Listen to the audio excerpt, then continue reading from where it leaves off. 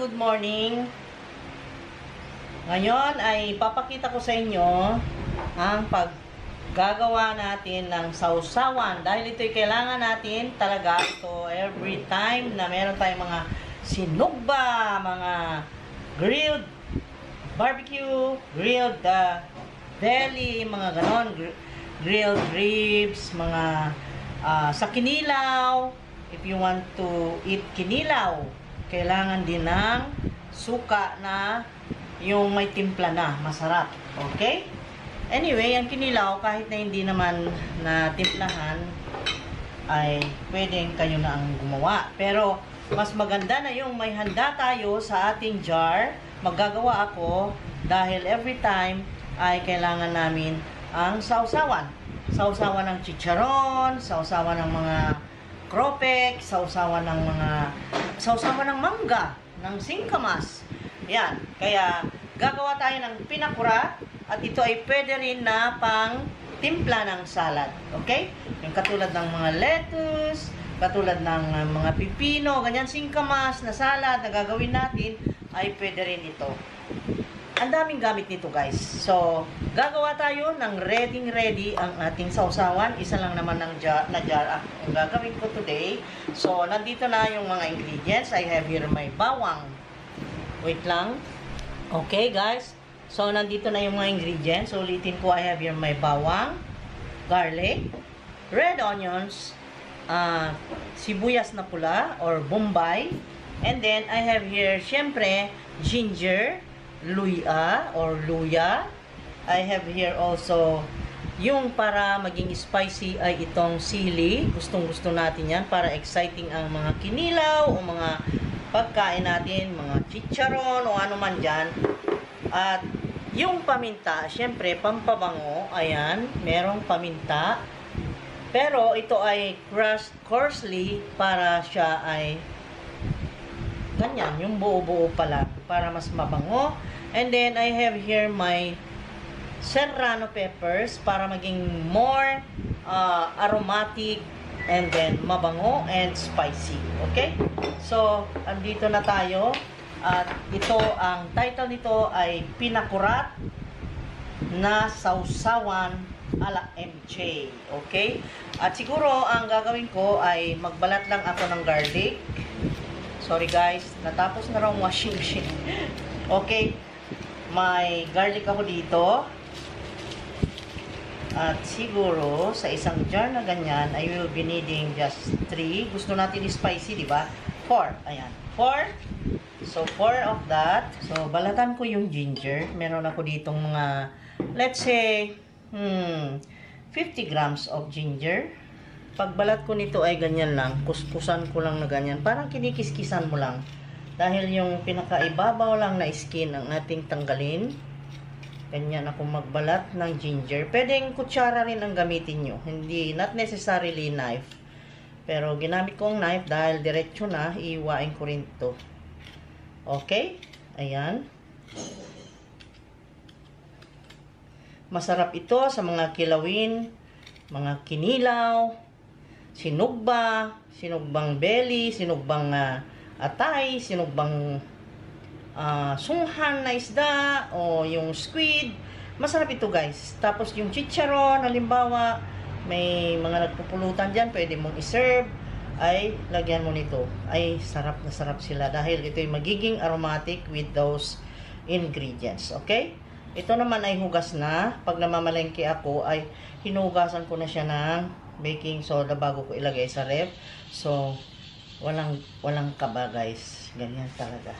Okay? Balatan ko lahat nang sa ganun ay mahiwa na lang mamaya. Ayan. Masarap ito. Okay?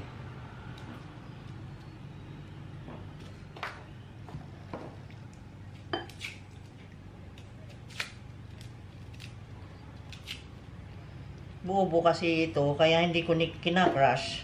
Kasi sabi ko, diba, pag nagluluto ako, para madaling mabalatan yung bawang, ay crush mo muna, yung pitpitin mo muna. Ito hindi. In this case, ayoko mapitpit dahil gusto ko buo-buo yung bawang na ilagay doon sa sausawan. Visible na may bawang siya talaga. Diba? Matatakam ka sa itsura. Ganun ang itsura nito mamaya. So, ayan, balatan lang natin.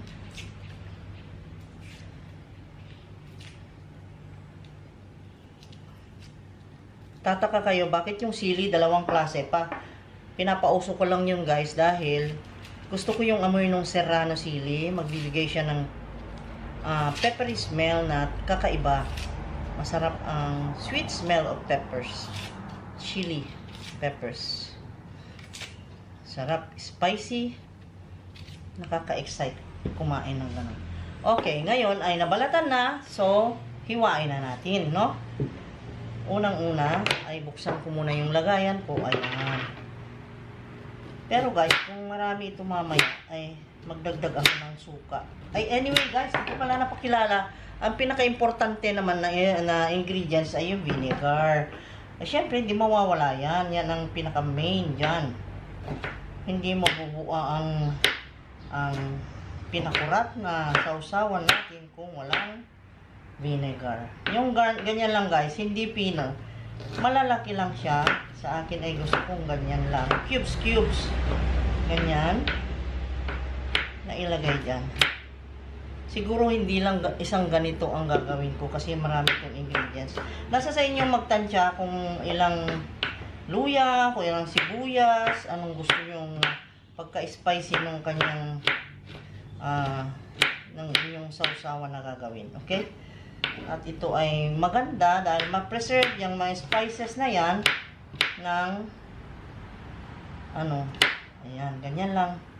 Malalaki lang siyang butil. Ganon. Ayan, para magandang tignan dyan sa loob ng garapon. At saka yung red onion. Very simple guys. Very simple. Na masarap. Ganun lang. And then, ilagay dito. Lagay natin dyan. Oh, see? Shoot lang lahat dyan sa jar. Minsan dinadamihan ko yung spices. Tapos halimbawa na ubos na naman yung suka. Dagdagan ko na naman uli kasi nandun pa yung aroma ng spices. Then dinadagdagan ko na lang siya ng sili or something para hindi nawala yung kanyang lasa. And then, yung black pepper. Ayan. Ganun. And then this one ay lagay natin ganyan. Wow. Sarap, no? Oh, diba? So spicy na pinakurat. Ito naman, ang sadya ko dito sa itong serrano chili ay kukuha lang ako ng 3 piraso, 3 pieces. And then, slicein ko siya. Ito'y para lang bumango. Kaya, ganyan lang ang amount niyan. 3 lang. Kasi meron na tayo ng yung native na sili. Siling Bisaya. Napakaanghang. Super hot. This kind of chili, those red ones are so hot and spicy. So, here it is. Ayan. And then, lagyan ko lang siya nitong suka. Diba? Ang bango, guys. Alam nyo, nagpapabango yung serrano chili. That is my secret. Only ala MJ na pinakurat ay may ganong amoy na masarap. Ayan. See? Oh, so I have now my sausawan. The sausawan is ready. Pero ito ay mas maganda kung magtagal muna siya ng 2 to 3 days. Lalo siyang mapakonsentrate ang kanyang pagka-sarap at spicy and aromatic. Ayan. Ang sarap ng sausawan pagka meron na yung chicharon. Kasi mahilig kaming gumawa ng chicharon. Anyway guys, you can check my channel. Meron sa playlist ko yung pangkabuhayan. Nandun ang chicharon. Kung paano gumawa ng masarap, maputi at maputok na chicharon. Pwede nyong tignan doon. Okay? Anyway, ilagay ko ang link din dito sa video to para makita nyo. Ito na. And then, ang balak ko kasing gawin is that magagawa ako ng salad na yung puso ng saging at lagyan ko siya ng gata at itong gagamitin ko. So, ang sarap, di ba? Okay guys, ito na at tapos na ang ating ginawang sausawan. At magpaalam na naman ako. Thank you so much. May nagawa na naman akong isi-share sa inyo. At ito yon. Okay? Ito yon. Si Pinakurat ala MJ. Ayan. So, here it is. Ang sarap nito, guys. Okay? Try to make this one. Very simple, very easy. But it's good. Okay? Bye-bye! Please like, comment, share, and subscribe. Kung naibigan nyo itong video, sana naman ay nakatulong ng something sa inyo. Okay? Smile. Stay safe always. Love you guys. See you again next time.